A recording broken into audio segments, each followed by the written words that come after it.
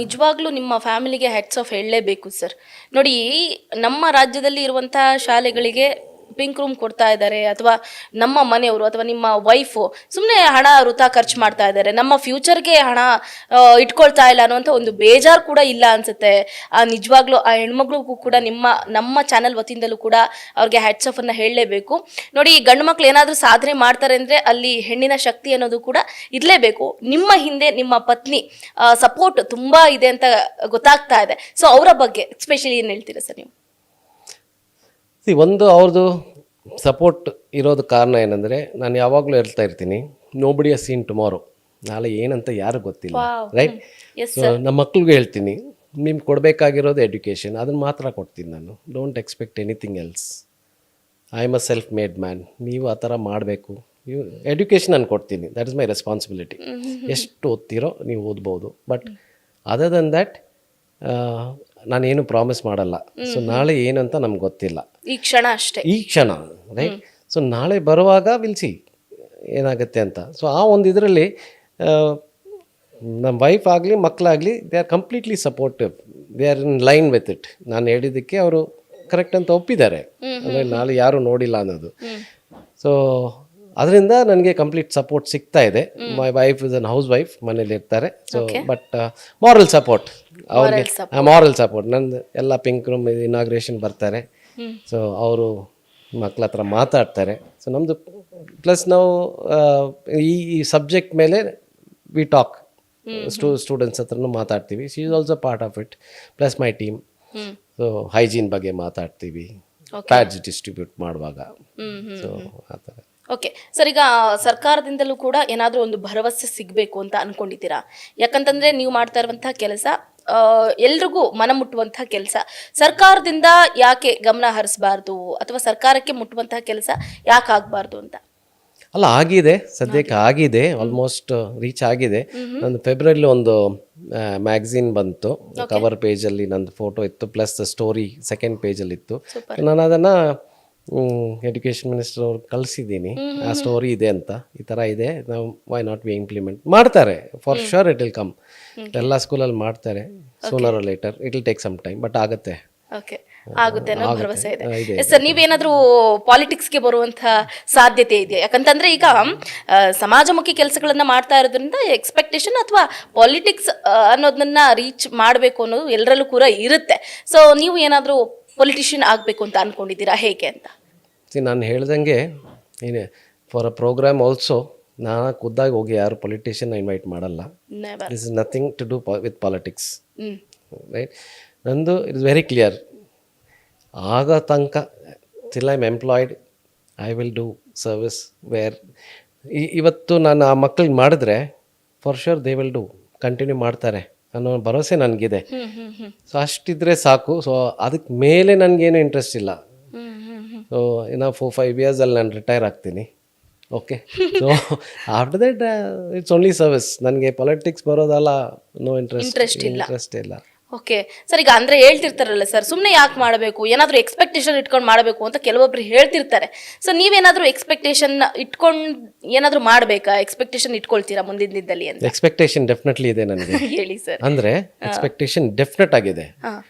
ಅದರಲ್ಲಿ ಒಬ್ಬ ಮಗಳಿದ್ದಾಳೆ, ಅಂಜಲಿ ಗೌಡ ಅಂತ, ಕೋಲಾರಲ್ಲಿ. ಅವರು ನನಗೆ ಅಬೌಟ್ 10 years ಬ್ಯಾಕ್ 2016 ನನ್ನ ಪರಿಚಯ ಆಗಿದ್ದು. ಇವತ್ತು ತನಕ ನನ್ನ ಟಚಲ್ಲಿದ್ದಾರೆ. ಸೊ ಅವಳು ನಾನು ನೋಡುವಾಗ 8th ಸ್ಟ್ಯಾಂಡರ್ಡ್, ಇವಾಗ ಚೆನ್ನಾಗಿ ಇದು ಮಾಡಿ she has really done well. National level ಹೋಗಿದ್ರು ಥ್ರೋಬಾಲಲ್ಲಿ. ಸೊ ಆ ಥರ ಚೆನ್ನಾಗಿ ಮುಂದೆ ಬಂದಿದ್ದಾರೆ. She is really doing well. ಇವತ್ತು ನನ್ನ ಕಾಂಟ್ಯಾಕ್ಟಲ್ಲಿ ಇದ್ದಾಳೆ. So I treat her like my daughter. So ಆ ಥರ ಮಕ್ಕಳು ವೆನ್ ದಿ ಚೆನ್ನಾಗಾದರೆ that is what I expect. ಬೇರೇನು ಬೇಕಾಗಿಲ್ಲ. ಅಂದ್ರೆ ಎಲ್ಲರೂ ಅದೇ ತರ ಮುಂದೆ ಬರಬೇಕು, ಅವರು ಮುಂದೆ ಬರಬೇಕು. ಇಟ್ಸ್ ನಾಟ್ ದಟ್ ಅಂದ್ರೆ ಇಲ್ಲಿಗೆ ಸ್ಟಾಪ್ ಆಗಬಾರ್ದು. It has to continue. Okay ಸರಿನಾ. ನಿಮಗೆ ಕರ್ನಾಟಕದ ಐಡಿಯಲ್ ಅವಾರ್ಡ್ ಬರುತ್ತೆ 2025 ಸೊ ಅದ್ರ ಬಗ್ಗೆ ಏನು ಹೇಳ್ತೀರಾ? Karnataka idol is a big name. Big name ಅಲ್ವಾ. ನನಗೆ ತುಂಬ ಖುಷಿ ಆಯ್ತು ಅದು. ಲೈಕ್ ಮೈ ಮದರ್, ನನ್ನ ಅಮ್ಮನ ಕರ್ಕೊಂಡು ಹೋದೆ ಬಿಕಾಸ್ ಶಿ ವಾಸ್, ಅವ್ರು ತುಂಬ ಸಂತೋಷಪಟ್ಟರು. ಅಂದರೆ ಈ ಥರ ನಮ್ಮ ಮಗನು ಈ ಥರ ಮಾಡಿದ್ದಾನೆ, for our it is a big achievement. ಅವ್ರ son has made a big achievement ಅಂತ. ಅದೇ ನನಗೆ ಇದು ಖುಷಿ ಇತ್ತು. ಅಂದರೆ ನಮ್ಮ ತಾಯಿ ನನಗೆ ಶಿ ಈಸ್ ಅಪ್ರಿಷಿಯೇಟಿಂಗ್ ಮೀ ಅಂತ. So more than the general public, it is the family, ನಮ್ಮ wife, child and my mother. ಅದೇ. ಓಕೆ ಸರ್, ಈಗ ಒಂದು ಏನು ಅಂತಂದ್ರೆ, ಒಂದು ಪಾಲಿಟಿಕ್ಸ್ ಆಗಿರ್ಬೋದು ಅಥವಾ ಸ್ಕೂಲ್ ಹೊರತುಪಡಿಸಿದ್ರೆ ಈಗ ಜನರು ನಿಮ್ಮನ್ನ ಗುರುತಿಸುವಂತಹ ಪ್ರಯತ್ನ ಮಾಡಿದ್ದಾರಾ? ಎಸ್, ಇನ್ನೂವರೆಗೂ ಅಂದ್ರೆ ಜನರ ಮಧ್ಯೆ ಏನಾದರೂ ಗುರುತಿಸುವಂತಹ ದಿನಗಳು ಬಂದಿದ್ಯಾ ಅಂತ?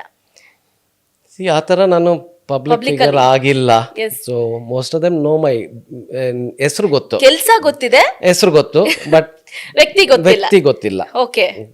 ಸೊ ಅದೊಂದು ಎಕ್ಸಾಂಪಲ್ ಹೇಳ್ಬೇಕಂದ್ರೆ, ನಾನು ಒಂದು ಗವರ್ಮೆಂಟ್ ಆಫೀಸ್ ಹೋಗಿದ್ದೆ ಅಬೌಟ್ 2-3 months ಬ್ಯಾಕ್. ಏನೋ ಒಂದು ಕೆಲಸದ ಮೇಲೆ ಹೋಗಿದ್ದೆ.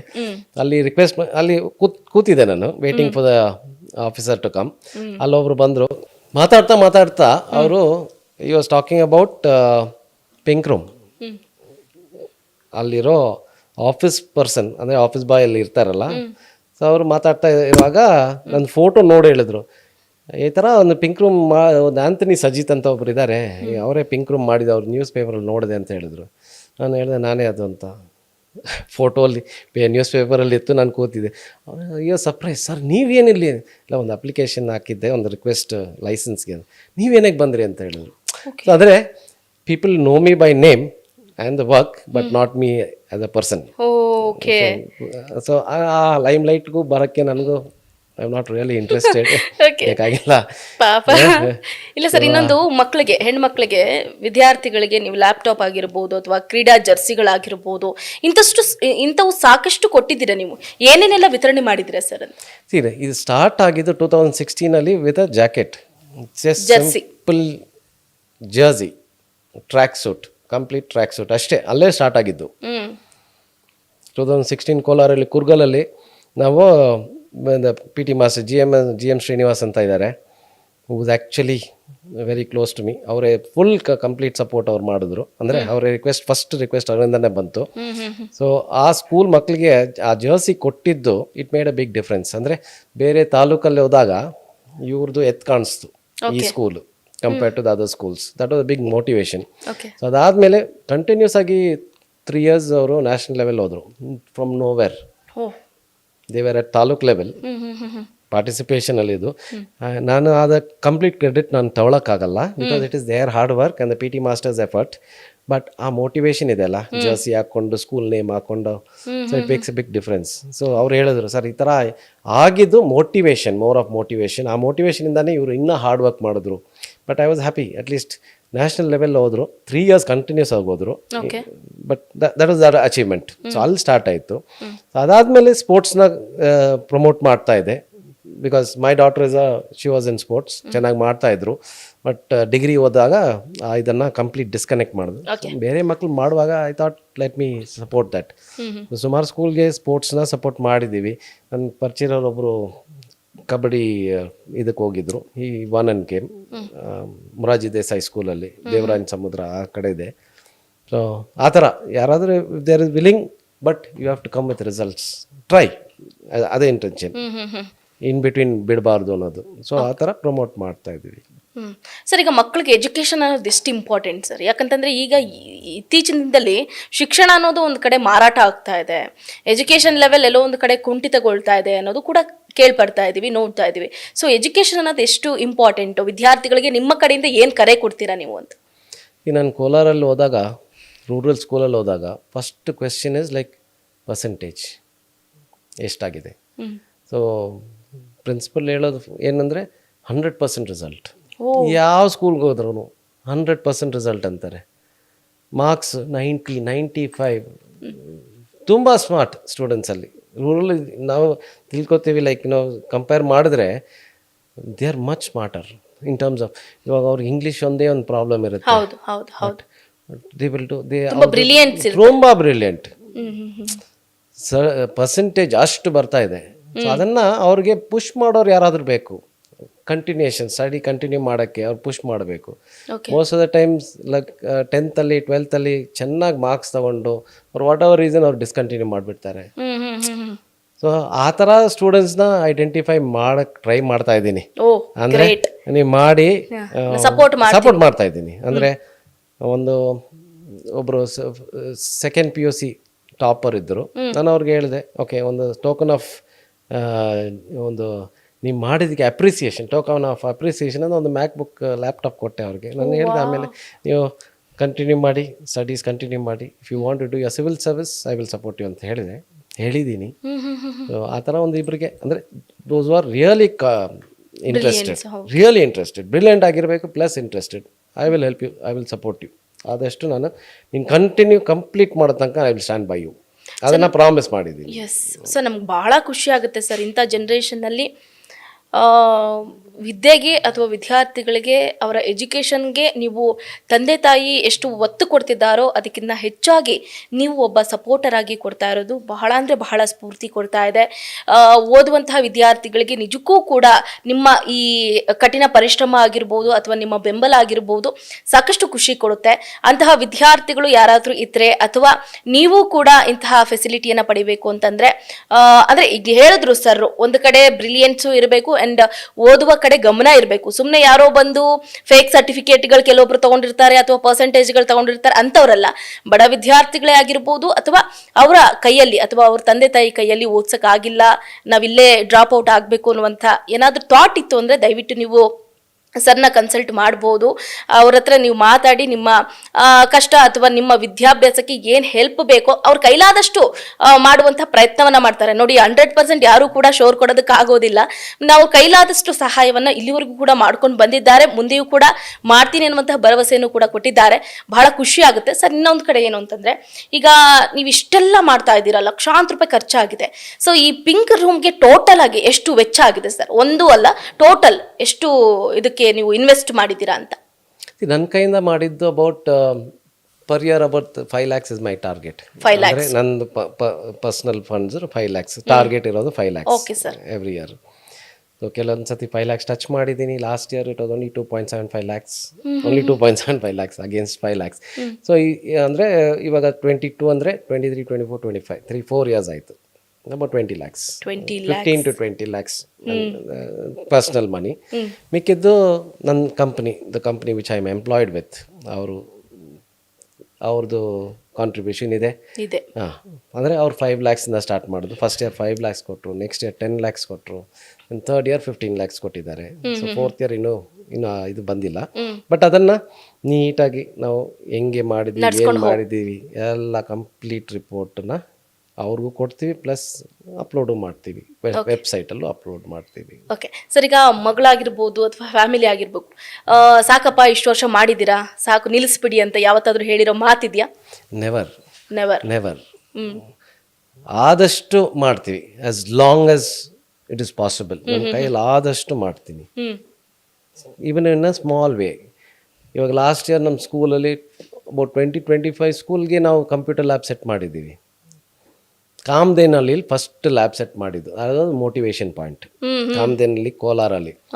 ಸೊ ಆ ಇದಕ್ಕೆ ಚೀಫ್ ಗೆಸ್ಟ್ ಆಗಿ, ಆ ಇನಾಗ್ರೇಷನ್ ಚೀಫ್ ಗೆಸ್ಟ್ ಆಗಿ ನಮ್ಮ SP, then SP Devaraj sir ಬಂದರು.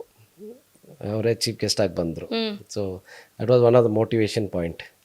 ಸೊ ನಾನು ಅವತ್ತು ಡಿಸೈಡ್ ಮಾಡಿದೆ, ಒಂದು ಫೌಂಡೇಶನ್ ಸ್ಟಾರ್ಟ್ ಮಾಡಬೇಕು, ಈ ಥರ ಮಕ್ಳಿಗೆ ಹೆಲ್ಪ್ ಮಾಡಬೇಕು. ಅಂದರೆ computer knowledge 8th, 9th, 10th ಅವರು ಔಟ್ ಗೋಯಿಂಗ್ ಸ್ಟೂಡೆಂಟ್ಸ್ಗೆ ಈ ಬೇಸಿಕ್ ಕಂಪ್ಯೂಟರ್ಸ್ ಇದ್ದರೆ ಎಲ್ಲಾದರೂ ಬದುಕೋಬೋದು.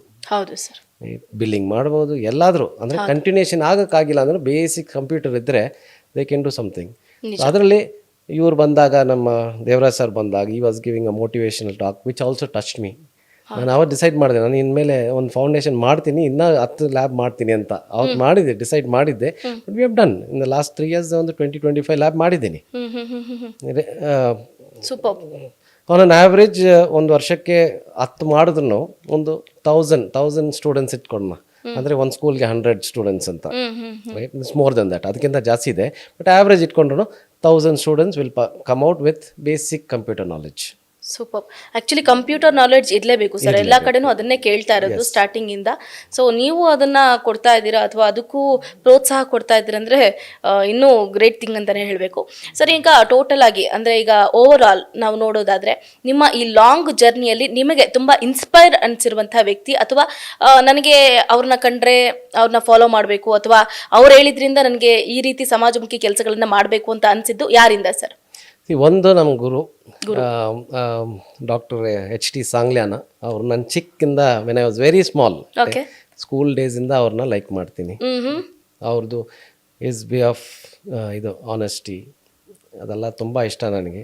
ಸೊ ಅವ್ರಿಗೆ ಮೀಟ್ ಮಾಡೋ ಚಾನ್ಸ್ ಸಿಕ್ತು, ಅವ್ರ ಹತ್ರ ಕ್ಲೋಸ್ ಆಗಿ ಇರೋಕ್ಕೆ ಚಾನ್ಸ್ ಸಿಕ್ತು ನನಗೆ. ಸುಮಾರು ವರ್ಷದಿಂದ I was very close to ಅವ್ರ ಹತ್ರ ಬ್ಲೆಸ್ಸಿಂಗ್ಸ್ ತೊಗೊಂಡೋಗಿ ಎವ್ರಿ ಇಯರ್ ತೊಗೋತೀನಿ. ಸೊ ಅವಾಗ ಅವ್ರಿಗೆ ಹೇಳ್ತೀನಿ ಈ ಥರ ಹೇಳಿದ್ದೀನಿ. ಅವರು ಆ್ಯಕ್ಚುಲಿ ನನಗೆ ಹೇಳಿದ್ರು ಪಾಲಿಟಿಕ್ಸ್ ಬೇಡ, ಪಾಲಿಟಿಕ್ಸ್ ಸೆಂಟ್ರ್ ಬೇಡ ಅಂತ ಹೇಳಿದ್ರು. So I am very serious about it ಅಂತ ಹೇಳಿ. So but he's my motivator ಒಂದು. ಅದಾದಮೇಲೆ ನಮ್ಮ ಇವರು SP ದೇವರಾಜ್ ಅವರು somewhere I like him and his activities. So ಅವ್ರು ಒಂದು ಮೋಟಿವೇಶನ್ ಪಾಯಿಂಟ್ ಅದೇ ಹೇಳಿದಲ್ಲ ಕಾಮಧೇನಲ್ಲಿ ಸ್ಕೂಲಲ್ಲಿ. ಸೊ ಅದೊಂದು which motivated me. Okay, yes sir. ಇನ್ನು ಓವರ್ ಆಲ್ ಅಂದರೆ ಈಗ ಫೈನಲ್ ಆಗಿ ಸೊ ಕಾರ್ಯಕ್ರಮದ ಬಗ್ಗೆ ಆಗಿರ್ಬೋದು ಅಥವಾ ಇನ್ನೂ ಏನೇನು ಸಾಧನೆಗಳನ್ನು ಮಾಡಬೇಕು ಅಂದ್ಕೊಂಡಿದ್ದೀರಾ ಮುಂದಿನ ದಿನಗಳಲ್ಲಿ? ಅಂದರೆ ಪಿಂಕ್ ರೂಮನ್ನು ಹೊರತುಪಡಿಸಿ ಇನ್ನೂ ಏನಾದರೂ ಥಾಟ್ ಇದೆಯಾ ಹೇಗೆ ಅಂತ? ಒನ್ ಇಸ್ ಲೈಕ್ ಕಂಟಿನ್ಯೂ ಮಾಡಬೇಕು. ನಾವು ಏನು ಮಾಡ್ತಿದ್ದೀನೋ ಅದನ್ನು ಮುಂದುವರ್ಸ್ಕೊಳ್ಬೇಕು. ಅದು ಡಿಸ್ಕನೆಕ್ಟ್ ಆಗಬಾರ್ದು. That is my only thing. ಅದು ಡಿಸ್ಕನೆಕ್ಟ್ ಆಗದೆ ಹೋಗಬೇಕು. ವೆಲ್ ವಿಶಸ್ ಯು ಆರ್ ಇದೇ ಥರ ಥಾಟ್ ಇರೋರು ಐ ಆಮ್ ಶ್ಯೂರ್ ನನ್ನ ಥರ ಸುಮಾರು ಜನ ಕಾರ್ಪೊರೇಟಲ್ಲಿ ಇರ್ತಾರೆ. ಸೊ ಮುಂದೆ ಬರಬೇಕು. ಯಾರೋ ಒಬ್ರು ಮಾಡ್ತಾ ಇದಾರೆ ನಾವ್ಯಾಕೆ ಮಾಡೋಣ ಬಿಡು ಅಂತ ಸುಮ್ಮನೆ ಅದನ್ನ ಯುಟಿಲೈಸ್ ಮಾಡ್ಕೋಬಾರ್ದು.